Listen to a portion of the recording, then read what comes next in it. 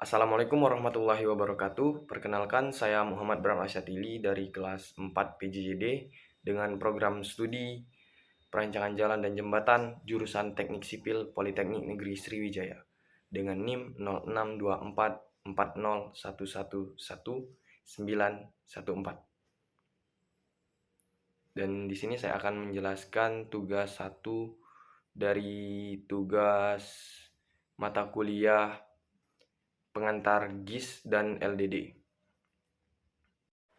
Yang pertama itu ada geodesi. Geodesi itu mencakup kajian dan pengukuran yang lebih luas. Tidak hanya sekedar pemetaan dan penentuan posisi, tetapi meliputi penentuan bentuk dan dimensi bumi, baik dengan pengukuran di bumi maupun dengan bantuan satelit. Jadi geodesi itu ilmu yang membantu kita mengetahui seperti apa bentuk bumi sebenarnya dan di mana tepatnya suatu lokasi berada. Jadi bukan cuma bikin peta, tapi benar-benar menghitung dan memastikan posisi permukaan bumi dengan akurat. Ada pekerjaan geodetic surveying yang meliputi penentuan bentuk dan ukuran bumi. Di sini dikembangkan ilmu astronomi dan penentuan posisi dengan satelit. Yang perlu kita garis bawahi di sini adalah penentuan satelit dan penginderaan jauh. Maksudnya penginderaan jauh yaitu kita membuat objek atau peta tanpa menyentuh objeknya. Kita dapat melihat dari jauh. Misal keadaan suatu pulau yang belum pernah kita kunjungi, tetapi kita dapat mengetahui bentuknya dari hasil pekerjaan geodetic surveying itu. Bagaimana cara mengukurnya? Banyak. Misalnya dengan kontrol pemetaan, yaitu poligon tertutup, entah itu cara biasa maupun cara Thyssen. Gambar pertama adalah bumi kita yang diorbit oleh banyak satelit. Satelit itu ada banyak, ada satelit pemancar, ada satelit GPS. Contohnya kita di sini karena akan membahas GPS, jadi kita akan membahas satelit GPS. Bumi memiliki 24 satelit GPS yang mengorbit selama 24 jam tanpa henti. Ada 6 orbit satelit, yang berarti satu satelitnya diduduki oleh 4 satelit. Contohnya pada maskapai penerbangan, itu setiap pesawat kita memiliki jalur orbitnya masing-masing yang sudah diatur oleh satelit GPS. Jadi pada pesawat, pada kapal itu kita sudah memiliki receiver GPS yang masing-masing receiver GPS itu sudah diatur jalur orbitnya agar tidak ada kejadian jalur orbit yang berjalan di waktu yang sama. Dan ini adalah contoh satelit dan contoh pembuatannya. Di sini ada juga pembuatan peta dengan wilayah cakupan yang luas. Juga dilakukan dengan scanning melalui pesawat dengan sistem LiDAR. Lalu gambar ini adalah posisi bumi. Bisa dilihat dari pusat bumi, itu ada gambar ekuator bumi. Ekuator bumi membagi bumi menjadi dua, utara dan selatan. Di mana untuk garis meridian atau garis bujurnya diawali dengan 0 derajat, yaitu dinamai dengan meridian Greenwich yang ada di London. Kita bisa mengukur di beberapa derajat XYZ-nya. Anggap kita di P dan Q. Ada receiver GPS menggunakan alat tersebut dan sinyal satelit beredar mengelilingi bumi. Kita bisa melihat arah orbit satelit GPS-nya, di mana meridian pengamatnya, di mana XYZ atau lintang bujurnya. Selanjutnya ada fotogrametri. Fotogrametri adalah pengukuran untuk membuat peta yang ada di bumi dengan wahana pesawat udara. Pesawat udara dibagi jadi dua, itu ada pesawat berawak dan tidak berawak. Zaman dahulu pesawat tidak berawak disebut dengan nama pesawat gantule. Sekarang disebut dengan drone. Pekerjaan dilakukan di siang hari sebab di malam hari tidak ada sinar matahari karena pesawat itu membutuhkan sinar matahari untuk meneranginya. seperti peta jalan, peta perubahan, atau peta kampus. Jadi pengukuran ini tuh menghasilkan foto udara yang kameranya tuh dipasang di pesawat, kemudian mengcapture bumi. Teknik yang digunakan di sini itu adalah teknik penginderaan jauh karena objek tidak disentuh. Kemudian dari foto itu diolah menggunakan software dan kemudian menjadi suatu peta. Lalu di sini ada contoh penginderaan jauh atau kita sebut tadi remote sensing. Gunanya itu misal kita mau mengetahui luas pulau tersebut tanpa mendatangi pulau itu.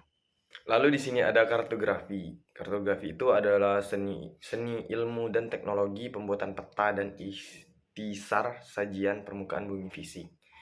Subjeknya proyeksi peta, desain, dan reproduksi peta.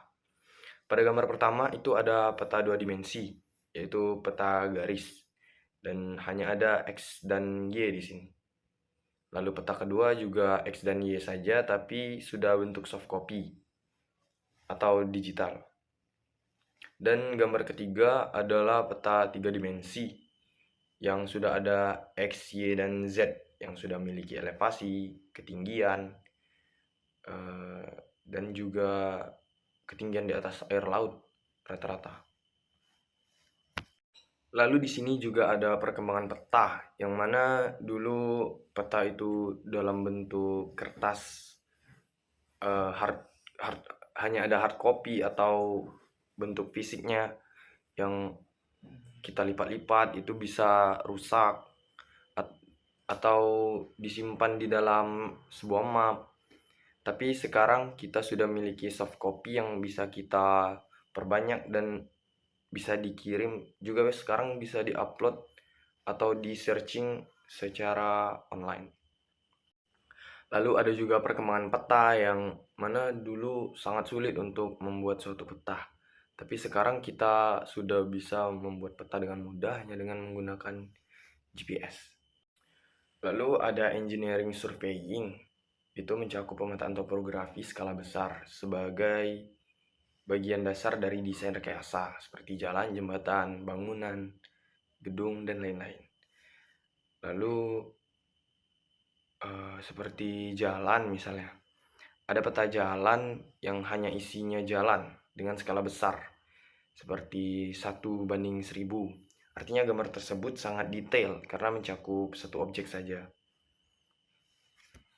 Baik, selanjutnya ada peta. Peta itu adalah gambaran objek permukaan bumi yang digambarkan dalam bidang datar 2 dimensi dengan skala dan proyeksi tertentu. Selanjutnya ada proyeksi peta.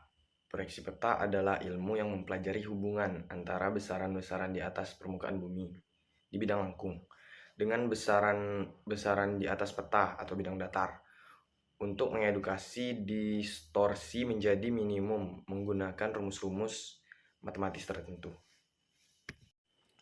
Seperti ini efek lengkungan bumi. Yang pertama adalah model bumi, yang kedua adalah geoloid, adalah bumi yang dikosongkan airnya.